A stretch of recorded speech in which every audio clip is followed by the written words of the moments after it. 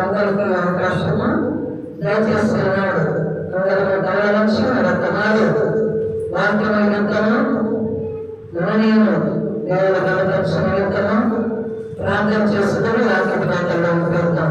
మహాగౌడ స్థుతిని ప్రార్థనగా స్తోత్రము తండ్రి, ఈ నామ యుద్ధము ఈ స్థానంలో మీరు ప్రజలను స్థిరపరిచి అనేక అన్య జనాంగములకు ఈ స్థలములో మీరు ఏర్పాటు చేసిన సంఘమును బట్టి స్థుతిస్తున్నాను.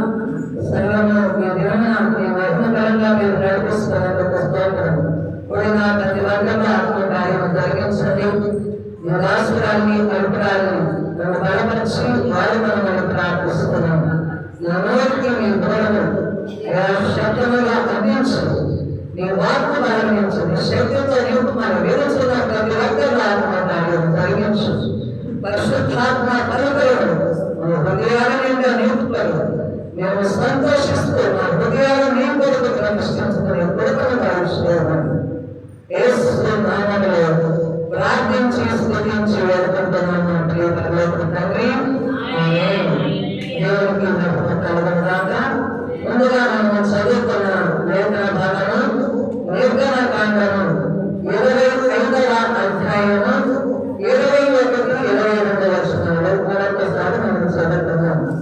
నేను నీకు ఇచ్చే శాసనములను ఆనందములో ఉంచవలను, అక్కడ నేను నిన్ను కలుసుకొని కరుణాపీఠము మీద నుండి శాసనములు గల మందసము నుండి 2 కెరూబుల మధ్య నుండి నేను ఇశ్రాయేలు నిమిత్తము నీ ఆజ్ఞాపించు సమస్తము నీకు తెలియచెప్పెదను. దేవునికి స్తోత్రం. హల్లెలూయా. చేతులెత్తి దేవుని మహిమపడదాం. నేటి అంశం ఏమిటంటే ప్రత్యక్ష గుడారము గురించి మనం ఈరోజు ధ్యానము చేస్తున్నాము. ప్రత్యక్ష గుడారమును మనం ధ్యానం చేస్తున్నాము. నిర్గమకాండము 25వ అధ్యాయంలో మనం గమనిస్తే ప్రత్యక్ష గుడారం యొక్క నమూనా, దానికి ఎలాంటి ఆ వస్తువులతో సామాగ్రితో ఆ గుడారము చేయగలను, ఎలాగ నిర్మించాలి, ఈ నమూనా అంతా కూడా ఆ యొక్క 25వ అధ్యాయంలో నిర్గమకాండంలో దేవుడు మోషే ద్వారా ప్రతిదీ కూడా బయలుపరచబడిన రీతిగా మరి మోషే గారు ప్రత్యక్ష గుడారమును సిద్ధపరచున్నాడు. దేవునికి స్తోత్రం. కాబట్టి ఏ వస్తువులు వాడాలి, ఏమిటో వాటిని తయారు చేయాలి, ఎలాగ పవిత్రీకరించాలి, వాటి ఉద్దేశం ఏమిటి అన్నది ఈరోజు మనము ప్రత్యక్ష గుడారం ద్వారా తెలియజేసుకుంటున్నాము. ప్రత్యక్ష గుడారంలో దేవుని యొక్క మహిమ యొక్క నివాసము ఉంటుంది.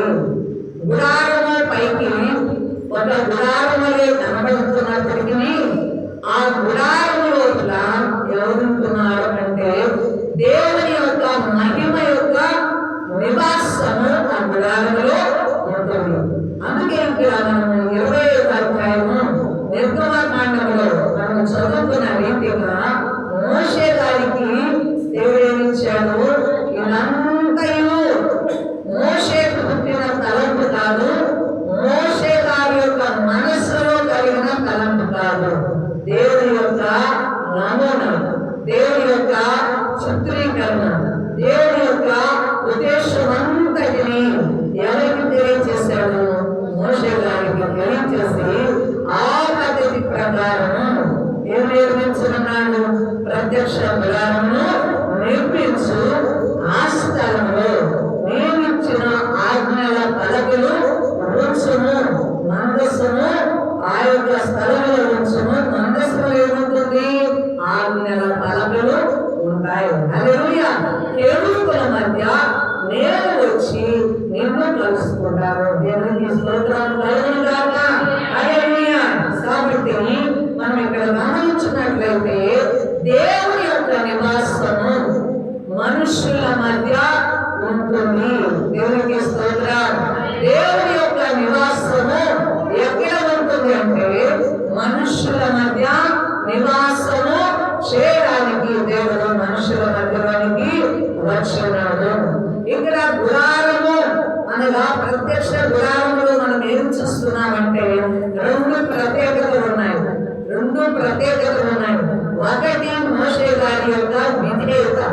ఏమండి, ఒకటి మోషే గారి యొక్క విధేయత, రెండవది పవిత్రీకరణ. ఏమండి, గుడారం ఏం చేయాలా? పవిత్ర పరచాలి. దేవునికి స్తోత్రం. ఇప్పుడు మనము కూడా కూడుకున్న ఈ గుడారము ఎవరుంటున్నది? మీరు ఆశ్చర్యాలు, ఎవరుంటున్నది? ఎవరున్నారు ఇక్కడ? దేవుని యొక్క నివాసము ఉన్నది. హల్లెలూయా. మనము కలుసుకుంటున్నాము దేవునితో. ఇప్పుడు ఇక్కడ ఎవరుంటున్నారు? ఈ నివాసంలో, ఈ మందిరంలో ఎవరుంటున్నారంటే దేవుడు అంటున్నాడు. మనమందరం ఎందుకు వచ్చున్నాము? దేవుణ్ణి కలుసుకోవడానికి వచ్చి ఉన్నాము. కాబట్టి ఈ గుడారము కూడా, ఈ మందిరము కూడా ఎలా ఉండాలి? ఆ ప్రత్యక్ష గుడారము విధేయతతో ఉంది, ఆ ప్రత్యక్ష గుడారము పవిత్రతతో ఉంది. ఈ యొక్క గుడారము దేవుని మందిరము కూడా ఎలా ఉండాలి? విధేయత కలిగి ఉండాలి, పవిత్రతతో ఉండాలి. అందుకే నేను ప్రతి ఆదివారం కూడా నేను ప్రకటిస్తూనే ఉంటాను, మీరు ఆ మొదటి మెట్టు ఎక్కునప్పుడే, ఏమండి, ఆ మొదటి మెట్టు ఎక్కునప్పుడే దేవుని భయము ఎక్కడ ఉండాలి? ఈ గుండెలో ఉండాలి. ఎక్కడికి వస్తున్నావు? దేవుని సముఖంలోనికి వస్తున్నావు. ఎక్కడ కూర్చుంటున్నావు? నీ ఇల్లు కాదు, దేవుని మందిరము, పవిత్ర స్థలము. మహోన్నతుడైన దేవుడు, సర్వశక్తిమంతుడైన దేవుని యొక్క నివాసంలో ఉంటున్నామన్న భయముతో, పవిత్రతతో, అలాంటి బరువుతో ఈ స్థలంలోనికి రావాలి. అందుకే మీరు మాటలు కానీ, మీ చూపులు కానీ, మీ ప్రవర్తన కానీ యావత్తు ఎలా ఉండాలా? జాగ్రత్తగా ఉండాలి. ఆమేన్. ఆయన మందసము చెయ్యి పట్టడానికి వచ్చాడు. ఎవరు వచ్చారు? దేవుడు పట్టాడా? ఆయన మందసములో చెయ్యి ఆనుకున్నాడు. ఎవరు? ఆనుకున్నప్పుడు ఏమైపోయాడు? మరణించాడు. అంటే మందసము దేవుని స్థలము, దేవుడున్న నివాసము ఎంతో పవిత్రమైనది. కాబట్టి దేవుని ప్రియమైన బిడ్డలారా, నువ్వు అక్కడిక్కడ ఆడినట్టుగా ఇక్కడ ఆడబడుతుంది మనస్సుని తలంపులు. కానీ ఈ స్థలంలో దేవుడు నాడన యోచన కలిగి ప్రతి ఒక్కరము క్రమము మనము కూర్చుంటుట, మన చూపులు, మన ప్రవర్తన, మన ధ్యాస, మన ఆలోచన, హృదయం అంతా కూడా ఎవరికి పరిమితం కావాలి? స్థలం అంటే దేవునికి మాత్రమే. అప్పుడు నేను జరిగించే ఈ ఆరాధన ఎవరి సముఖంలోనికి ఇష్టమైందగలుగుతుంది? అప్పుడు దేవుడు ఈ ఆరాధనలో వస్తాడు. హల్లెలూయా. లేని దేవుడు ఎక్కడ ఉంటాడో చెప్పండి? వారము బయట ఉంటాడు, మనమందరం లోపల ఉంటాము. మనమందరము కనపడతాము, మనమందరం పాటలు పాడతాము, మనమందరము ఆరాధన చేస్తాము, మనమందరము వాక్యం వింటాము, మనమందరము ప్రార్థనలు చేస్తాము, సాక్ష్యాలు చెప్పుకుంటాము. కానీ యేసయ్య మాత్రము ఇక్కడ ఉంటాడు. ఎక్కడ ఉంటాడు? బయట ఉంటాడు. ఎప్పుడు బయట ఉండేది అంటే నీలో విధేయత, వాక్యానుసారమైన ఆరాధన ఈ స్థలంలో జరగకపోతే యేసు ప్రభు వారి యొక్క నివాసం ఇక్కడ ఉండదు. యేసయ్య నివాసం మనలో ఉండాలి, మనమంతా ఉండాలి. ఈ ఆరాధన, ఈ క్రమం అంతా కూడా దేవుని దృష్టికి యోగ్యమైనదిగా పరలోకంలోనికి చేర్చుకోవాలి. అప్పుడు దేవుని మనస్సు కలగాలి, దేవుని మనస్సు సంతోషపడాలి. దేవుడు మనం అడుగు వాటిని ఎలా దయచేసి మన హృదయాన్ని ఇంకా పూర్ణ మనసుతో నింపి ఆయన రాజ్యానికి మనము సిద్ధపరచుకోవాలి. కాబట్టి ఇంత ప్రాసెస్ ఉంటుంది. ఎక్కడో ఆడే స్థలంలో పోయి కూర్చున్నట్టు, ఒక సినిమా హాల్లో కూర్చున్నట్టు, ఒక స్నేహితుల మధ్య కూర్చున్నట్టు, ఒక విందు వినోదాల స్థలాలలో పోయి కూర్చున్నట్టు ఇక్కడ మాత్రం ఉండకూడదు. ప్రతి అణువు పరిశీలన చేస్తుంటాను. ప్రతి వర్గని కూడా కనిపెడుతూ ఉంటాయి. ఎందుకు తెలుసా? చెప్పండి ఎందుకండి గొర్రెలు కాసే కాపరికి ప్రతి గొర్రెను ఏం చేయాలా? పరిశీలన చేయకపోతే గొర్రెలు ఏమైపోతాయి? బలహీనమైపోతాయి. గొర్రెలు ఏమైపోతాయి? బక్క చిక్కిపోతాయి. ఆత్మీయ స్థితిలో గొర్రెలు ఏమైపోతాయి? రోగాలు పాలవుతాయి. కాబట్టి ఆ బాధ్యత దేవుడు మాకు అప్పగించారు. కాబట్టి వాక్యానికి వెళ్ళే ముందుగా మన హృదయాలంతా కూడా ప్రభు వైపు తిప్పుకొని స్థిరపరచుకున్నాం. దేవునికి స్తోత్రం. హల్లెలూయా. కాబట్టి ప్రత్యక్ష గుడారము అన్నది దేవుని యొక్క నివాసానికి సంకేతము. ఇది ఎక్కడ ఉంటుంది అనగా అతి పరిశుద్ధ స్థలంలో ఉంటుంది. దేవునికి స్తోత్రం. దేవుని నివాసం ఎక్కడ ఉంటుంది? ప్రత్యక్ష గుడారంలో అతి పరిశుద్ధ స్థలం ఉంటుంది. ఆవరణం ఉంటుంది, పరిశుద్ధ స్థలం ఉంటుంది, అతి పరిశుద్ధ స్థలం ఉంటుంది. ప్రత్యక్ష గుడారంలో 3 భాగాలు ఉంటాయి. ఆవరణము, పరిశుద్ధ స్థలము, అతి పరిశుద్ధ స్థలములో దేవుని యొక్క నివాసము. మందస్సములో కేరుబుల మధ్య దేవుని యొక్క నివాసము ఉంటుంది. దేవునికి స్తోత్రం. కాబట్టి ప్రత్యక్ష గుడారము ఎవరికి సాదృశ్యం అనగా క్రీస్తునకు సాదృశ్యం. దేవుడు ఉంటున్నాడు. అయితే ఇప్పుడు ప్రత్యక్ష గుడారము ఎవరికి సాదృశ్యం అంటే పురాతన నిబంధనలో క్రీస్తుకు సాదృశ్యం. చూద్దాం. కొలస్సీయులకు రాసిన పత్రిక 2వ అధ్యాయము. కొలస్సీ పత్రిక 2వ అధ్యాయము 9వ వచనం. స్పష్టంగా చదవగలిగిన వారు ఏలయనగా దేవత్వం యొక్క శరీరముగా క్రీస్తునందు నివసించుచున్నది. దేవునికి స్తోత్రం.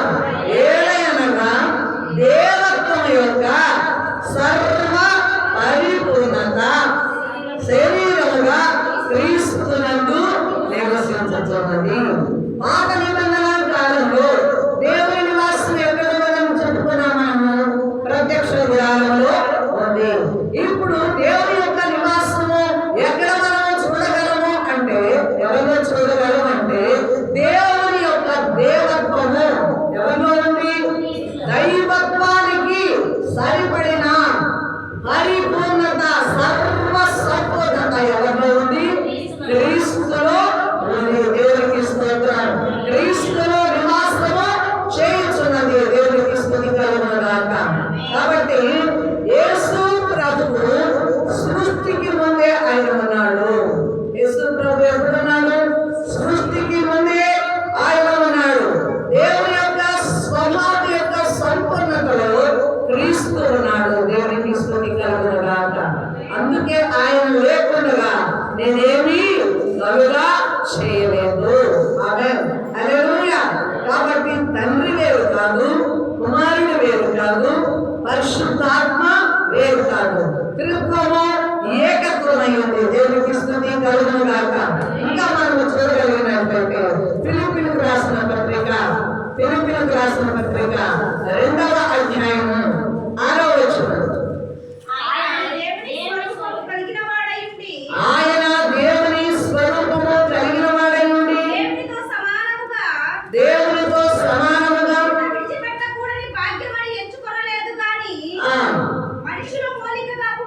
మనుషుల పోలికగా పుట్టి దాసుని స్వరూపమును ధరించుకొని తన్ను తానే యుక్తునిగా చేసుకొనెను.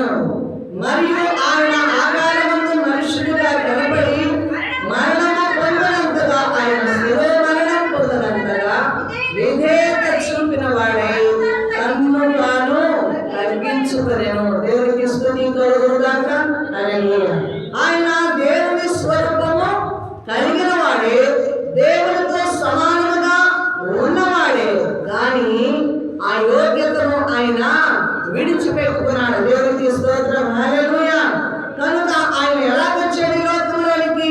మనుషుల పోలికగా పుట్టి దాసుని స్వరూపము ధరించుకొని తన్ను తానే రిక్తునిగా చేసుకొని ఉన్నాడు.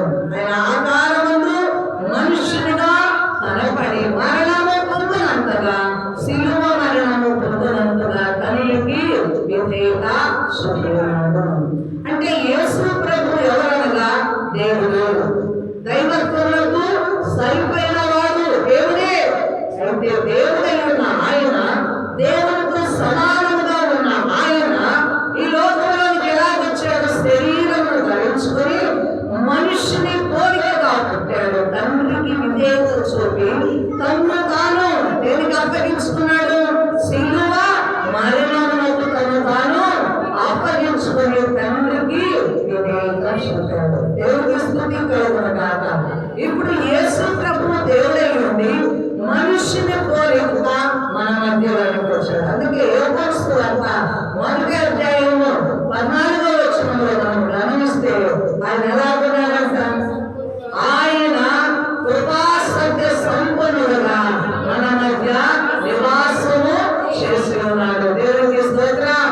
1వ వచనంలో ఆదియందు వాక్యము ఉండెను, వాక్యము దేవుడై ఉండెను, ఆ వాక్యమే శరీరధారి అయి కృపా సత్య సంపన్నుడుగా మన మధ్యలో ఏం చేశాడని? నివాసము చేశాడు. దేవునికి స్తోత్రం, హల్లెలూయా. దేవునికి మహిమ కలుగును గాక. కాబట్టి దేవుని ప్రియమైన బిడ్డలారా, ఆది అందు ఏమైనది? వాక్కు. వాక్కు అన్నది, ఆ వాక్కు ఏమైనది? ఆ వాక్యము దేవుడై ఉన్నాడు. ఆ వాక్యమే శరీరధారిగా ఈ లోకంలోనికి యేసు ప్రభువు వచ్చినాడు. దేవునికి స్తోత్రం. అంటే పాత నిబంధనలో దేవుడు ఎప్పుడున్నాడంటే ప్రత్యక్ష గుడారములో ఉన్నాడు. ఇప్పుడు ఆ యొక్క దేవుడే యేసు ప్రభువుగా ఎక్కడికి వచ్చిన్నాడు? భూమి మీదకి 2000 సంవత్సరాల 26 సంవత్సరాల క్రితము భూమి మీదకి వచ్చి ఆయన మనుష్య కుమారుడుగా వచ్చి తనను తాను నిలుపుతున్న శిలువ మీద మరణము పొందిన వాడుగా ఉన్నాడు. దేవునికి స్తుతి కలుగును గాక. కాబట్టి ఇక్కడ మనము యేసు ప్రభువులో దేవుని యొక్క నివాసాన్ని మనం చూస్తున్నాము. ప్రత్యక్ష గుడారము అనగా క్రీస్తుకు సాదృశ్యము. రెండవది, ప్రత్యక్ష గుడారము తాత్కాలికముగా ఏర్పాటైనది. ఏమండి? ప్రత్యక్ష గుడారము అన్నది మోషే గారికి ఇవ్వబడిన ఆ నమూనా, ఆ తయారీ విధానం అంతా కూడా తాత్కాలికమైనది కానీ శాశ్వతమైనది కాదు, స్థిరమైనది కాదు.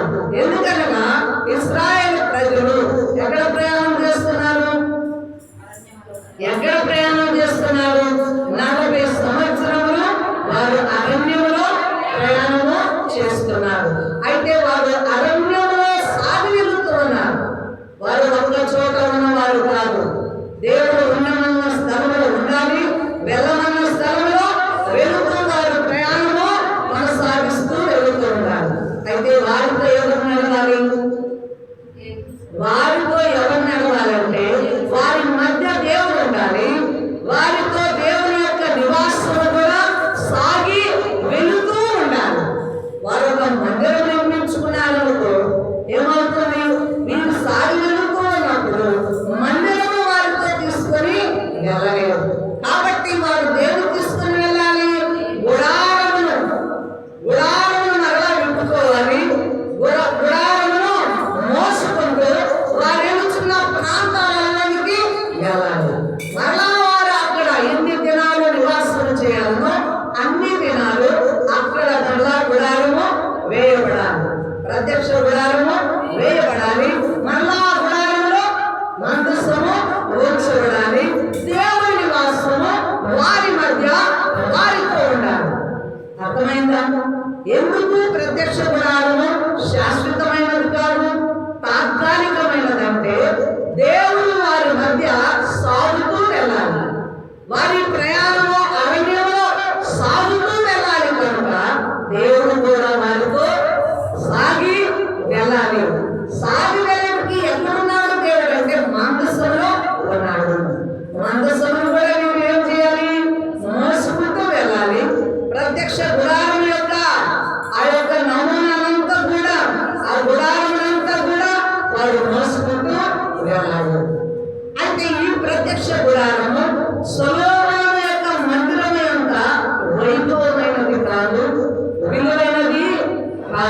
ఆమేన్, హల్లెలూయా. ఎందుకంటే ఇది తాత్కాలికమైనది. దేవుని నివాసము ఇశ్రాయేల్ ప్రజలతో ఉండాలి కనుక అది తాత్కాలికంగా వారి మధ్య ఆయన కాపురం ఉండాలి, వారిని నడిపించాలి కనుక తాత్కాలికంగా ఉన్నది. అందుకే దావీదు పలుమార్లు కూడా దుఃఖం సరిపాడు. నేనైతే దావీదుపురమైన రాజనగరులో నేను నివాసం ఉంటున్నాను, కానీ నా దేవుడు ఎక్కడున్నాడండి? గుడారంలో నివాసం చేస్తున్నాడు.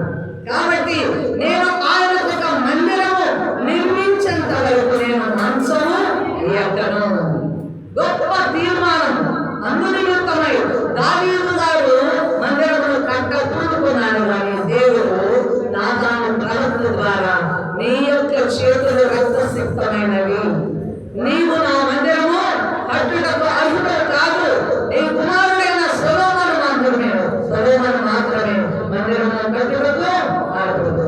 అయితే దావీదు మందిరానికి కావలసిన బంగారమును సామాగ్రిని సొత్తంతటిని సిద్ధపరిచాడు. కానీ మందిరం ఎవరు కట్టారు? సొలొమోను తన కుమారుడు ఆ మందిరాన్ని వైభవంగా, ఎంతో గొప్పగా, విలువైనదిగా, అంత బంగారముతో, వెండితో, హల్లెలూయా, చాలా విలువైన మందిరముగా కట్టించాడు. దేవునికి స్తుతి కలుగును గాక. కాబట్టి దేవుని ప్రియమైన బిడ్డలారా, అక్కడ దేవుడు నివాసము చేయించున్నాడు. ఈ యొక్క ప్రత్యక్ష గుడారము ప్రయాణములకు అనుకూలమైనదిగా ఉంది. ఏమండి? ప్రయాణములకు అనుకూలమైనదిగా ఉన్నది కనుక ప్రత్యక్ష గుడారము విలువైనదిగాను, సొగసైనదిగాను, గొప్ప ఖర్చుతో కూడినదిగా లేకుండా తాత్కాలికమైన నివాసముగా దేవుడు సిద్ధపరిచాడు. దేవుడికి స్తోత్రం, హల్లెలూయా. ఇంకా మనం గమనిస్తే గుడారము దేవుడు మనుషులతో కలుసుకునే చోటు. దేవుడికి స్తోత్రం. ముందుగా మనం చదువుకున్నాం నిర్గమకాండము 25వ అధ్యాయము 21, 22 వచనాలలో, ఇదిగో నేను తయారు చేయించిన ఆ శాసనముల పలకలను నీవు ఎక్కడ ఉంచాలా? మందసములో ఉంచాలి. ఆ కెరూబుల మధ్య నేను నిన్ను కలుసుకుందును. ఇశ్రాయేలు పక్షమున నీవు చేయవలసినంతా నేను నీకు ఆజ్ఞాపించగలను. దేవునికి స్తోత్రం. ప్రియమైన దేవుని బిడ్డలారా, ఈ దినమున ఈ స్థలంలో మనము కూడుకొని ఉన్నాం. దేనికి కూడుకొని ఉన్నాం? దేవుణ్ణి కలుసుకోవడానికి వచ్చాం. కలుసుకోవడం కోసము దీవెన కొరకే వచ్చావా? మేలు కొరకే వచ్చావా? వ్యాధులు తొలగించుకోవడానికే వచ్చావా? ఆర్థిక పరిస్థితి మెరుగుపడడానికే వచ్చావా? దేనికోసం వచ్చావు? స్థానంలోనికి ఎందుకు వచ్చావు? స్థానంలోనికి లేవు. దేవుని కలుసుకోవడానికి వచ్చావు. ఆరాధన చేయడానికే వచ్చావా? ప్రార్థన చేయడానికే వచ్చావా? సాక్ష్యాలు చెప్పుకోవడానికే వచ్చావా? మరి దేనికి రాలేదా? దేవుని యొక్క ఆజ్ఞలను కూడా నువ్వు ఇక్కడ తీసుకొని వెళ్ళాలి. మోషే గారు ఆ మందసంలో ఆ పలకలు ఉంచాడు. ఏ పలకలండి? సీనాయి పర్వతం మీద ఉంచిన ఆ యొక్క పలకలు, రాతి పలకలు, ఆజ్ఞల పలకలు ఆ యొక్క మందసంలో ఉంచాడు. ఇక్కడ ఎవరితో కలుసుకోవడానికి వస్తున్నాడు? ప్రత్యక్ష గుడారంలో మోషే గారితో కలుసుకుంటున్నాడు. మోషే గారికి ఏం నడుస్తున్నాడు? ఇశ్రాయేలు ప్రజలు చేయనంతా ఎవరికి తెలియజెప్తున్నాడు? మోషే గారికి తెలియజెప్తున్నాడు. మోషే గారు ఎవరికి తెలియజెప్పాలా? దేవుని స్వరం మోషే వినాలి, ప్రవక్త వినాలి. ప్రవక్త విన్న మాటలన్నీ కూడా ఇశ్రాయేలు సర్వ సమాజానికి చెప్పాలి. ఇది ఇక్కడ దేవుని యొక్క మందసం, దేవుని యొక్క సౌకం, అతి పరిశుద్ధ స్థలంలో సేవకుల యొక్క నివాసం. ఇక్కడ దేవుడు మాత్రం మాట్లాడుతున్న ప్రతి పలుకు ఈ రోజు ఏమి చెప్పాలనో, దేని ద్వారా దేవుడు యొక్క మాట్లాడాలనో, ఎంతటి ఉద్యోగం ఎవరెవరికి ఎవరెవరి జీవితాలలో అవసరమో ఆ పలుకులన్నీ ఎవరు తీసుకుంటున్నారు? దేవుని స్థలంలో నుండి ప్రవక్తలు, సేవకులు ముందుగా దేవుని స్థలంలో ప్రార్థించి పొందుకొని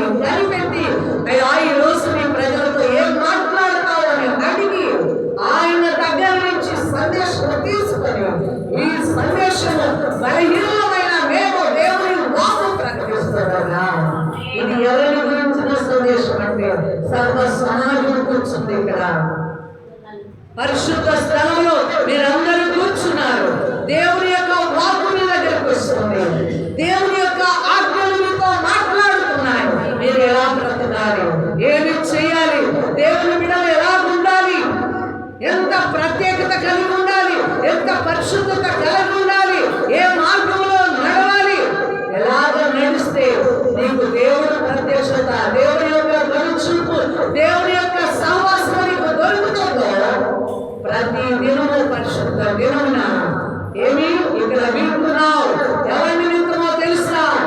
నువ్వు విని ఈ నాలుగు గోడల మధ్య విడిచిపెట్టిపోవడానికి కాదు. హల్లెలూయా. ఈ మాటలు దేవుడు శాసిస్తున్న మాటలు, ఈ మాటలు దేవుడు మీతో మాట్లాడుతున్న మాటలు, దేవుని యొక్క సందేశం. ఆనాడు ఇశ్రాయేలు ప్రజలకు మోషే ద్వారా ఎలాగ సందేశము దేవుడు పంపినాడు, ఈ రోజు ప్రతి సంఘ ఆరాధనలు సేవకుల ద్వారా దేవుని యొక్క బిడ్డలకు ఈ సందేశం వస్తుంది.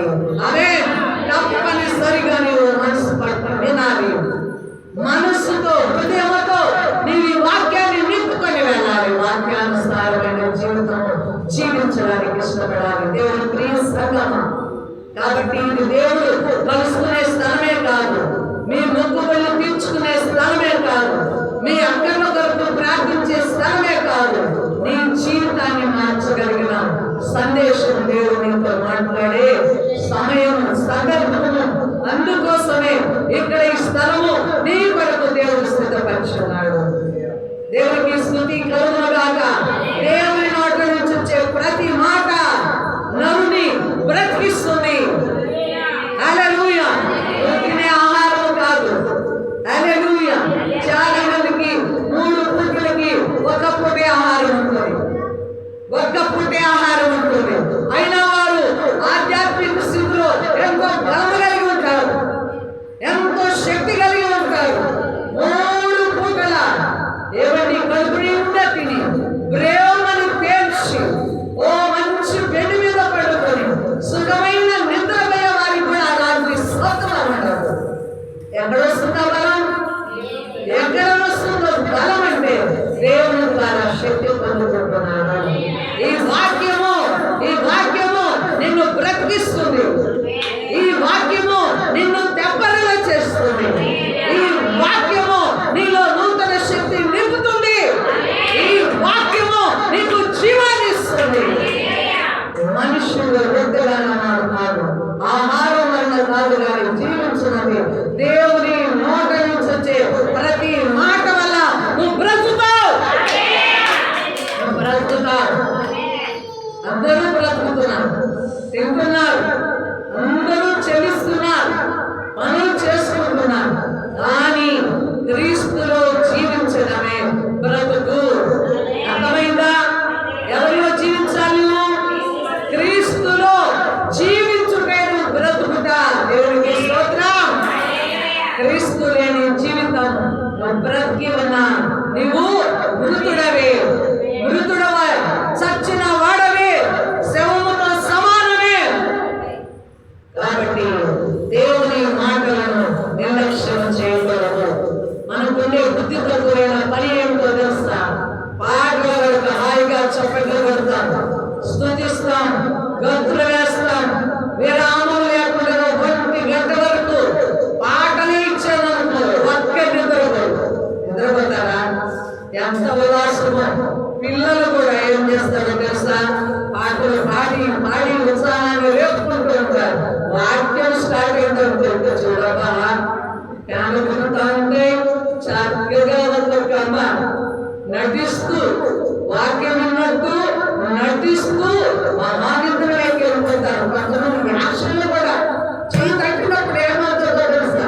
ఇట్లని వింటున్నాము అన్నట్టు తల కూడా ఊపిస్తారు.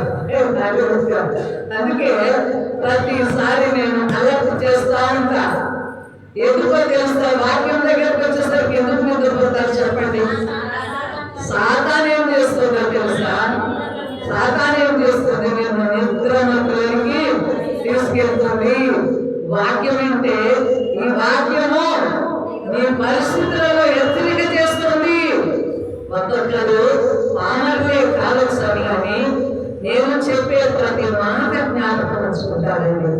బైబిల్ చదవడం కూడా రాదు పిల్లలకి, కానీ మీరు ఎక్కడైనా దారిలో వెళ్తున్నప్పుడు మీకు ఏదైనా వస్తువు దొరికిందనుకో, బంగారమైన డబ్బైనా వెండైనా మీరు తీసుకోవద్దు అని చెప్పానంటే బిడ్డలు చక్కగా పాటిస్తారు. వారు వెళ్తున్నప్పుడు వారికి ఏమి దొరికినా వారు పుచ్చుకోలేక మళ్ళా తిరిగి వచ్చినా చెప్తారు. ఒక్కసారి ఈ వాక్యం వినక ముందు తీసుకున్నారు కదా, అమ్ముకున్నారు, దానికి రెట్టింపు మళ్ళా వారు హాస్పిటల్కి వెళ్ళి చెల్లించుకున్నారు. అంటే చూడండి, వాక్యం వినటం వల్ల ఏమవుతుందంటే మనం ఎక్కడన్నా వెళ్తున్నప్పుడు వాక్యానికి భిన్నమైన రీతిలో మనం మనస్సు వెళ్ళినప్పుడు వాక్యం ఏం చేస్తుంది, తప్పు చేస్తున్నావు, రామలోకి వెళ్ళిపోతున్నావు అని ఏం చేస్తుందో తెలుసా, మనల్ని హెచ్చరిక చేస్తుంది. అందుకే వాక్యం వినేటప్పుడు అందరినీ అనేకుల్ని సాధారణ ఏం చేస్తుందో తెలుసా, నిద్రమంతుడానికి తీసుకెళ్ళి వెళ్తుంది. ఆమేన్. ఎందుకంటే పాటలు పాడేటప్పుడు అందరూ ఉత్సాహపడుతుంటారు. సాతాను కూడా ఎక్కడ పాడింది, ఎక్కడ ఆడింది, సాతాను కూడా ఆడింది, పాడింది. ఎక్కడ ఆడిందమ్మా సాతాను? కెరూబుగా పరలోకంలో ఏమండి మంచి సంగీత కళాకారుడు సాతాను పడక మునుపు ఏం చేసేది, పరలోకంలో ఆయన సింహాసనం దగ్గర ఈ సాతాను సాతాను కెరూబుగా మంచి సంగీత కళాకారుడు పాటలతో దేవాది దేవుణ్ణి ఆనందపరచు.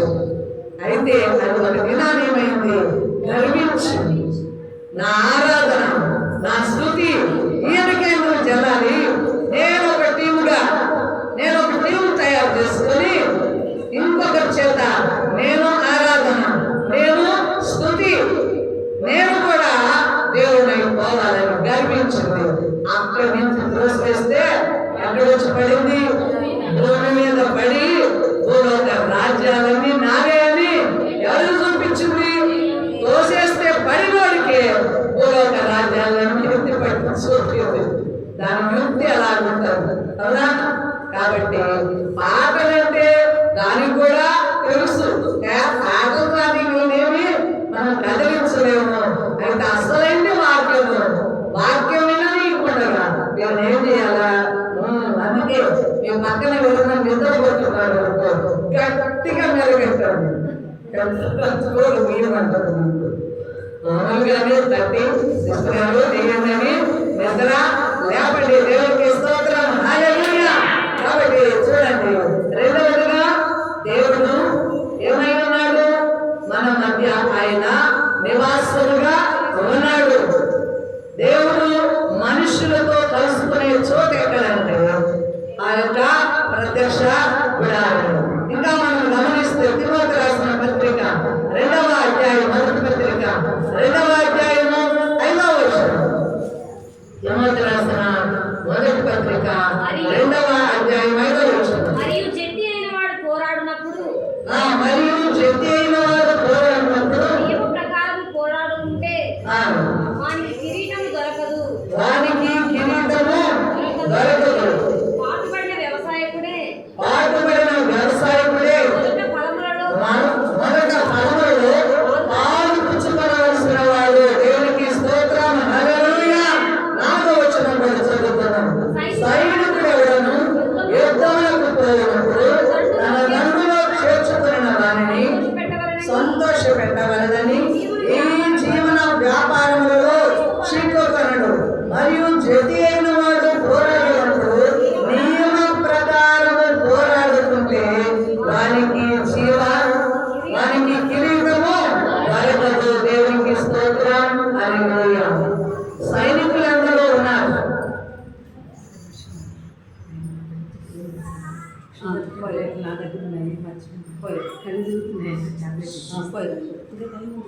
ఉంది ఇంకొక హాఫ్ అన్ అవర్. సైనికులు ఇప్పుడు అనేక మంది సైనికులు ఉన్నారు. సైనికులు ఏం చేస్తున్నారు, మన దేశాన్ని కాపలా కాయడానికి ఏం చేస్తారు, దేశ ప్రముఖులు నాయకులు కాపలాదారుని సైనికుల్ని సరిహద్దులో ఉంచారు. వారికి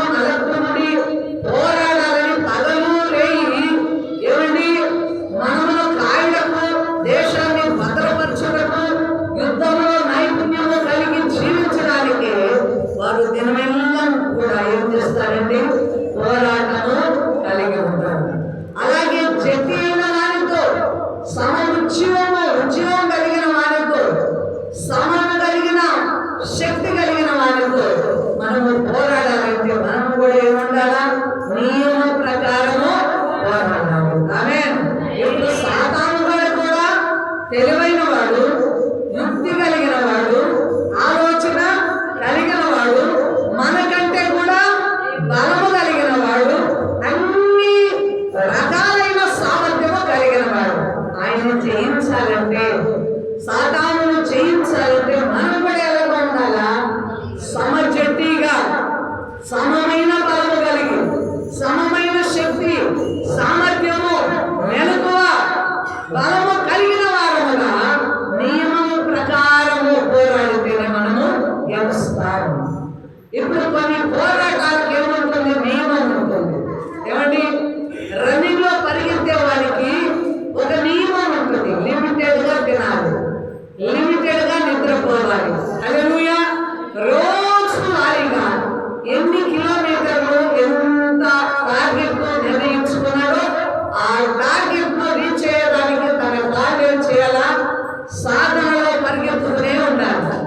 ఉన్న బలంగా తీసుకుని వెళ్ళి ఆ పందెంలో నిలబెట్టే కొంత దూరము ఏమండి పరిగెత్తి అలసిపోయి చెమటలు పడి నీరసం వచ్చి పడిపోతారు.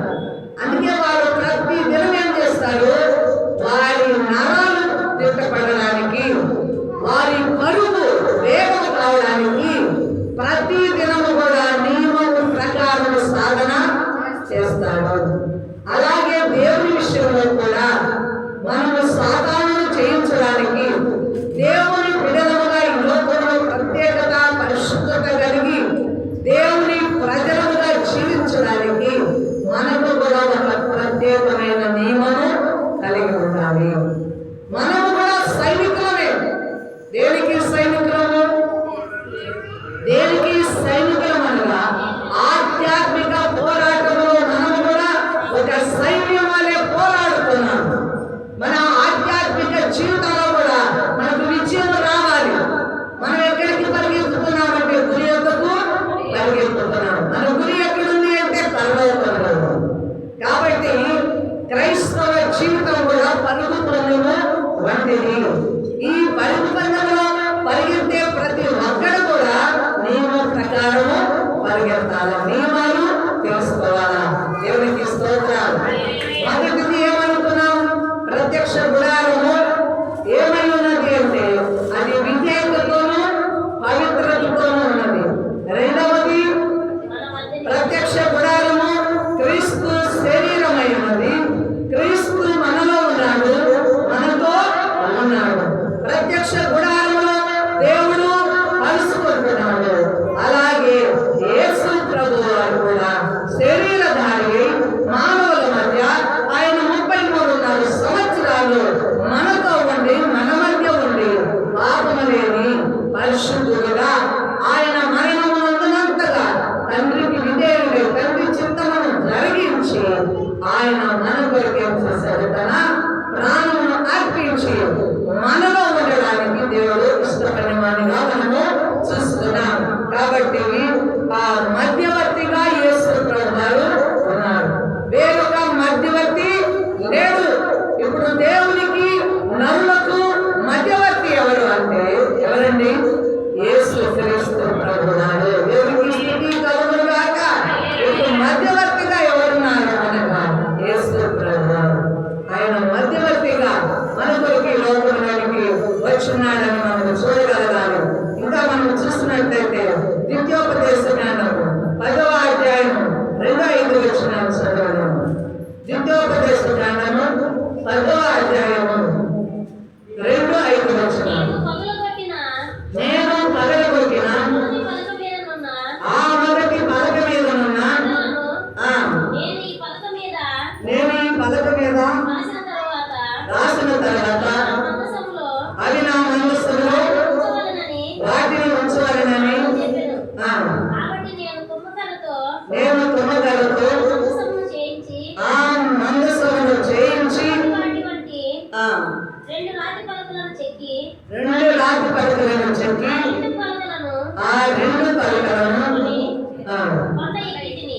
దేవునికి స్తోత్రం. హల్లెలూయా. ఈ మందసము ప్రత్యక్ష గుడారంలో ఉంచబడిన ఈ మందసము ఏ కర్రతో చేయబడిందండి? ఏ కర్రతో చేయబడింది? తుమ్మకర్రతో చేయబడింది. తుమ్మకర్ర దేనికంటే సాధన సాదృశ్యము, తృణీకరింపబడి విసర్జింపబడి పనికి రానిది తుమ్మకర్ర. అది దేనికి కూడా ఉపయోగించదు. అది ఎక్కడ ఉంటుంది? ఎడారి ప్రాంతంలో ఉంటుంది. అందుకని తుమ్మకర్రతో ఎవరైనా పోల్చారంటే యేసు ప్రభు. ఆయన కూడా మనుషుల చేత విసర్జింపబడిన వాడు, విడవబడిన వాడు, తృణీకరించబడిన వాడు, ఎన్నిక లేని వాడయ్యాడు. కనుక యేసు ప్రభువుని ఈరోజు దేవాది దేవుడు అన్ని నామముల కన్నా పై నామముగా హెచ్చించి ఉన్నాడు. దేవునికి స్తోత్రం. అంతేకాకుండా ఈ లోకమందు జ్ఞానులను సిగ్గుపరచు నిమిత్తము దేవుడు ఎవరిని ఎన్నుకుంటున్నాడంట? అజ్ఞానులను ఎన్నుకుంటున్నాడు. ఆ బలమైన వారిని సిగ్గుపరచు నిమిత్తము ఎవరిని ఎన్నుకుంటున్నారంటే బలహీనులను ఎన్నుకుంటున్నారు. దేవునికి స్తోత్రం. కాబట్టి దేవుడు చూడండి, జ్ఞానవంతుని నిలబెడితే దేవుడు మనుషులు ఏమనుకుంటారు? ఆల్రెడీ వీరికి జ్ఞానం ఉంది, మీరు మాట్లాడి కాబట్టి మీరు వాక్యము చెప్పేస్తున్నారు అనుకుంటారు. మాటలు రాని వాడిని చూడండి, పామరుడైన వాడిని, అజ్ఞానుడైన వాడిని దేవుడు బలపరిచి వాక్యాన్ని ప్రకటింపచేస్తూ ఉంటే అక్కడ ఎవరికి వస్తుంది? ఆధిక్యత దేవునికి. అదే దేవుని యొక్క మహిమ. దేవునికి స్తోత్రం. ఈరోజు నీవు కూడా మనుషుల ద్వారా విసర్జింపబడుతున్నావేమో, తృణీకరింపబడుతున్నావేమో, ఎన్నిక లేకుండా ఉంటున్నావేమో. అయితే దేవుడు నేనే కోరుకుంటున్నాను, నువ్వే కావాలి. దేవునికి స్తోత్రం. ఎక్కడ దేవుని ప్రేమ, మనుషుల ప్రేమ లేదు, అక్కడ దేవుని ప్రేమ నివాసంగా ఉంటుంది. ఆమేన్. చూడండి, మనుషుల ప్రేమ ఎందుకు మనకు దూరం అవుతుంది? మనుషుల ప్రేమ ఎందుకు దూరం అవుతుంది? దేవుని ప్రేమ దగ్గర అవడానికి. ఆమేన్. దేవుని ప్రేమ దగ్గరైనప్పుడు ఖచ్చితంగా ఏ ప్రేమ దూరం అయిపోతుంది? మనుషుల ప్రేమ దూరం అయిపోతూ ఉంటుంది. ఎందుకని? అది దేవుని చిత్తం. హల్లెలూయా. మనుషుల ప్రేమను తెలుసుకుంటే, మనుషుల ప్రేమ నీకు అంకితమైతే, మనుషులు నిన్ను హెచ్చిస్తూ నిన్ను జ్ఞాపకంలో తెచ్చుకుంటూ వారు నీకు అన్ని మర్యాదలు చేస్తే దేవుడు అస్సలు అక్కడికి రాడు.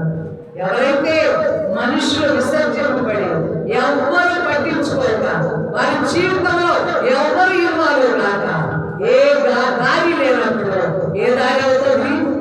యేసయ్య దారి అవుతుంది. ఇప్పుడు యేసు ప్రభు దగ్గరికి లక్షలు వస్తున్నారు, వేలు వస్తున్నారు, వృద్ధులు వస్తున్నారు. ఎందుకు వస్తున్నారు చెప్పండి? ఎందుకు వస్తున్నారు? ఎవరు ఆదరించలేక, ఎవరు పలకరించలేక, ఎవరు సహాయం లేక, ఎవరి ద్వారా నెమ్మది లేక. నేను చాలా నోచుకుంటున్నాను. చాలా మంది ముసలి వాళ్ళు వస్తారు నా దగ్గరికి, వారు ముచ్చట్లాడతారు, వారు నా దగ్గర కూర్చుంటారు. హల్లెలూయా.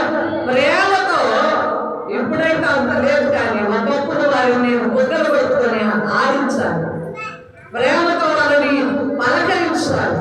ఒకవేళ బిజీగా ఉండి మీటింగ్స్ పలకరించకపోతే వారు నోటి పంచుకొని ఏమంటారు తెలుసా? మమ్మల్ని పట్టించుకోలేదామంట. మళ్ళా నేను చూసుకొని వాళ్ళ దగ్గరికి వెళ్ళాలి, కూర్చోవాలి, ఏంటవా నీ బాధ యొక్క అనాలి, వారిని స్పర్శించాలి, వారిని నవ్వించాలి. వారిలో ఉన్నంత బాధ అంతా పోగొట్టి పరామర్శించినప్పుడు వారికి ఎక్కడ లేని సంతోషం వస్తుంది. కారణం ఏంటి? ఇళ్లలో కొడుకులు పట్టించుకోరు, వాళ్ళు పట్టించుకోరు. మీరు ఎంత బాధపడినా పర్వాలేదు. వారికి ఇంటిలో ప్రేమ ఉంటే బయట ప్రేమ వాళ్ళకి ఆశ పడదు. ఆమేన్. చూడండి, వారు ఇళ్లలో ప్రేమ దక్కదు కనుక వారు ఎక్కడికి వస్తారు? ప్రేమ కావాలని ఇంకొక ఆశ్రయం, ఇంకొక ప్రేమ, ఇంకొక మాట, ఇంకొక మంచితనం కోరుకుంటూ వస్తారు. దేవునికి స్తోత్రం. ఇప్పుడు అనేకులు యేసయ్య దగ్గరికి ఎందుకు వస్తున్నారో చెప్పండి? వారికి ఉన్న బాధలు, వారికి ఉన్న దుఃఖము, వారికి ఉన్న రోగములు, వారికి కుదురు పాటు లేక, నెమ్మది లేక, ప్రేమతో పలకరించేవారు లేక, సంఘం ఉంది, సహవాసం ఉంది. అక్కడికి వెళ్తే నెమ్మది ఉంటుంది, అక్కడికి వెళ్తే ప్రేమ ఉంటుంది, అక్కడికి వెళ్తే అందరూ పలకరిస్తారు, అందరూ ప్రేమగా చూసుకుంటారు, సేవకులు ఆదరిస్తారన్న భరోసాతో ఇప్పుడు ఏమొస్తున్నారు? సంఘంలోకి అనేక మంది కూడి బలపడి సంఘం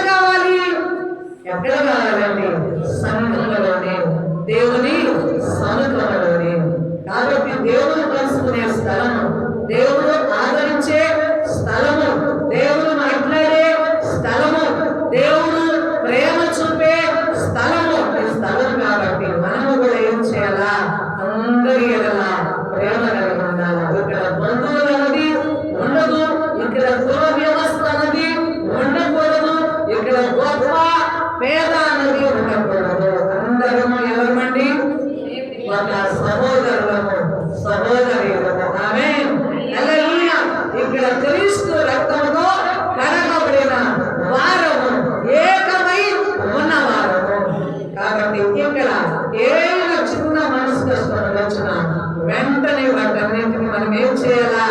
సాధారణ అవకాశం ఇవ్వకుండా వాటిని దూరం చేసుకోవాలా? దేవునికి స్తుతి కలుగును గాక. కాబట్టి మధ్యవర్తిగా యేసు ప్రభువు ఉన్నాడు. ఆయన ఆజ్ఞలు మరియు మనస్సును దేవునితో చేయబడినగా తోమకర్ర ఆయన ధృవీకరింపబడిన వారిని, నిందింపబడుతున్న వారిని, హేళనకు గురి అయిన వారిని దేవుడు పిలుచుకుంటున్నాడు. ఆమేన్, హల్లెలూయా. ఇక్కడ ఒక అర్హత అనేది ఏం లేదు. ఇక్కడికి రావాలంటే చాలా మంది ఒక డౌట్ అడుగుతారు, అమ్మా మీ దగ్గరికి రావాలంటే మాకు అర్హత ఉండాలేమో, మేము పాపంలో ఉన్నాం, మాకు కట్టుకోవడానికి కూడా సరైన వస్త్రాలు లేవు. ఆమేన్, హల్లెలూయా. కానీ అన్నిటికీ అనుకూలమైన స్థలము ఈ మందిరము. దేవునికి స్తుతి కలుగును గాక. కాబట్టి ప్రతి ఒక్కరు పాపం రావచ్చు, దీనులు రావచ్చు. నువ్వు ఎలాంటి వస్త్రములతో వచ్చినప్పటికీ కూడా దేవుడు దయాళుడై ఏం చేస్తాడు? నేను ఆదరించి బలపరచగలిగిన దేవుడై ఉన్నాడు. దేవునికి స్తోత్రం. నా బిడ్డలకు కూడా అంటే సంఘంలోని వచ్చిన బిడ్డలకు నూతనంగా ఇక్కడికి వచ్చిన బిడ్డలకి కట్టుకొని కూడా వస్త్రములు లేవు. అయితే ఇప్పుడు వారి బీరువాలు నిండిపోతున్నాయట. మరేమంటున్నారో తెలుసా? మేమే ఇతరులకి వస్త్రాలను పంచుతున్నాం. చెప్పండి బట్టి దేవుడిని స్తుతిస్తారా? స్తుతిస్తారా? దేవునికి స్తోత్రం. దేవుడు ఏం చేస్తాడో తెలుసా? దీనుల ఎడల రూపక్షుడు. ఎవరి ఎడల? దీనుల కొరకే ఈ మందిరము. హల్లెలూయా. అందుకే మీకు కుర్చీ లేదు, సింహాసనాలు లేదు. ఎవరు దీనులుగా ఇక్కడ మోకాలు చేసి కూర్చొని నువ్వెంత ఉద్యోగస్తుడైనా, ఎంత అధికారివైనా, నువ్వెంత డబ్బు ఉన్నవాడైనా, నువ్వు పట్టు చీర కట్టుకొని వచ్చినా ఎవరో ముగ్గురికి మాత్రమే కుర్చీలు ఉన్నాయి. మిగిలిన వాళ్ళందరూ సమానముగా చాపల మీద కింద కూర్చోవాలా. నువ్వెంతటి వాళ్ళైనా అంటే విధేయత నేర్పించుకోవడానికి కుర్చీలు లేవు. దీనికంటే పెద్ద మందిరం ఇచ్చిన కూర్చునే ఆరాధన చేస్తాం, కూర్చునే మనము సంఘాన్ని నడిపిస్తాం. దేవునికి స్తోత్రం. యోగ్యమైనదేనా? దీనికి అనుకూలమైన వారే వస్తారు, దీనికి అనుకూలమైన వారే ఈ స్థలంలో చేర్చబడతారు. హల్లెలూయా. అంటే దేవునికి యోగ్యమైన భక్తి మాత్రమే మన యొక్క మందిరంలో కనపడాలా. దేవునికి స్తుతి కలుగును గాక. హల్లెలూయా. కాబట్టి ఇంకా ప్రత్యక్ష గుడారము, ఆరాధించే స్థలము. దేవునికి స్తోత్రం. ఇశ్రాయేలు సమాజము ఎప్పుడు దేవుని ఆరాధించాలనుకున్నా అప్పుడు ఆ సమయంలో ఏం జరుగుతుందో తెలుసా?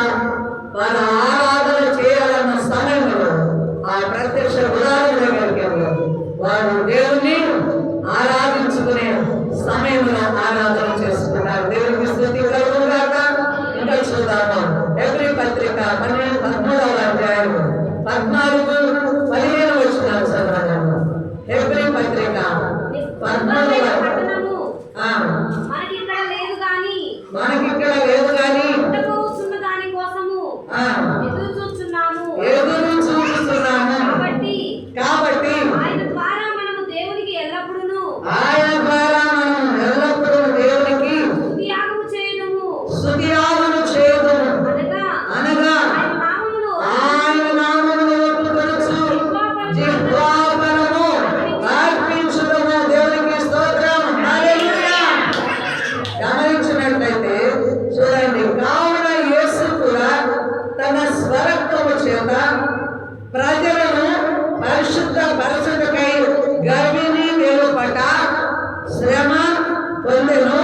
కాబట్టి మనం ఆయన నిందను భరించుచు శిబిరము వెలుపలికి ఆయన యొద్దకు వెళ్ళుదము.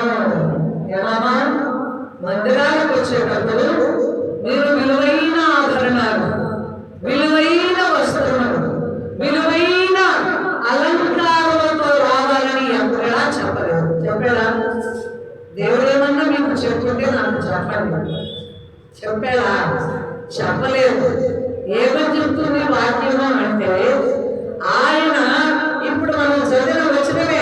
కాబట్టి మనం ఆయన నిందను భరించుచు శిలువలో నిలబడి ఆయన యొద్దకు వెళ్ళటము.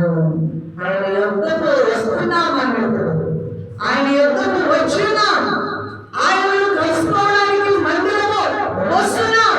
అయితే ఏమి పరిస్థితులు రావాలని ఏమి ధరించుకోవడం కాదు, ఏమి అలంకరించుకోవడం కాదు, ఏ స్థితిలో రావడం కాదు, కానీ ఆయన నిందను భరించుకుంటూ యేసు నా కొరకు శిలువ మరణం పొందాడు, యేసు నా కొరకు అవమానం పొందాడు, యేసు నా కొరకు తనను తాను తగ్గించుకున్నాడు. దేవుడయ్యుండి ఆయన ఆ యొక్క సర్వాధికారమును విడిచి మహోన్నతుడు మహాగణుడు, ఆయన ఆకాశము, ఆయన సింహాసనం, భూమి ఆయన పాదపీఠం అంత ఉన్నతమైన దేవుడు నా కొరకు తగ్గించుకొని మానవ శరీరం ధరించుకొని రిక్తునిగా ఏమీ లేనివారిగా నా కొరకు శ్రమ పొంది రక్తము కాల్చి ప్రాణము అర్పించిన ఆ శిలువ మీద ఆయన మోసిన నిందలు అవమానములు శ్రమను గుర్తు చేసుకుంటూ రావాలి. ఎక్కడ దగ్గర కూడా నాకంటే మించిన చీర ఏ ఒక్క కట్టిందని చూసిన వాళ్ళు అంత మూర్ఖు రాలేదు. హల్లెలూయా.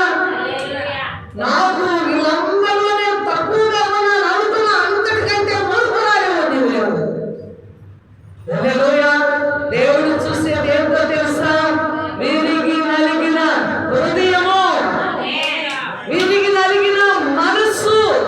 నువ్వు ఏ వస్త్రాలతో వచ్చావో, ఏ ఆడంబరాలతో వచ్చావో అది కాదు.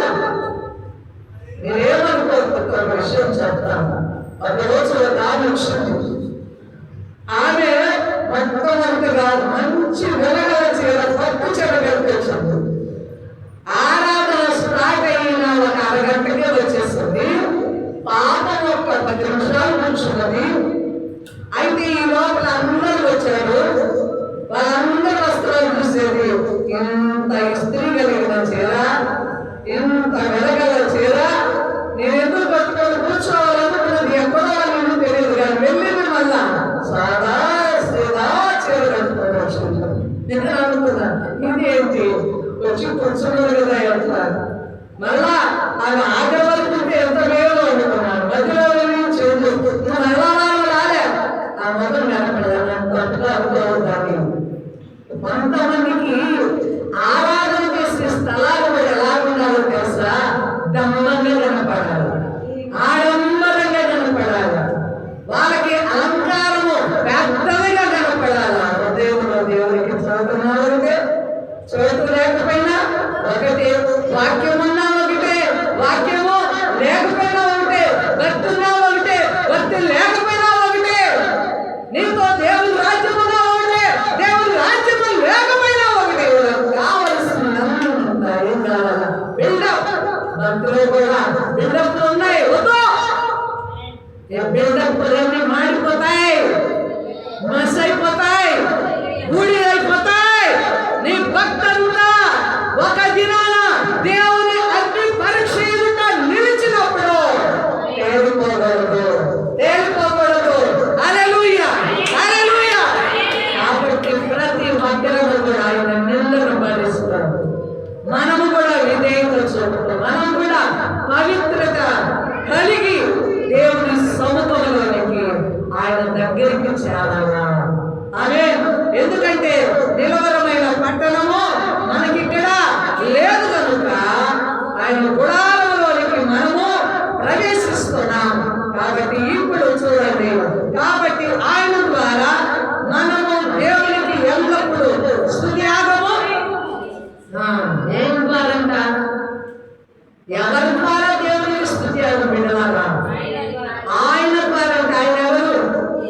యేసుక్రీస్తు ద్వారా దేవునికి ఎల్లప్పుడూ స్తుత్యాగము చేయుచు ఆయన నామమును ఒప్పుకొనుచు జీవఫలము అర్పించుదము.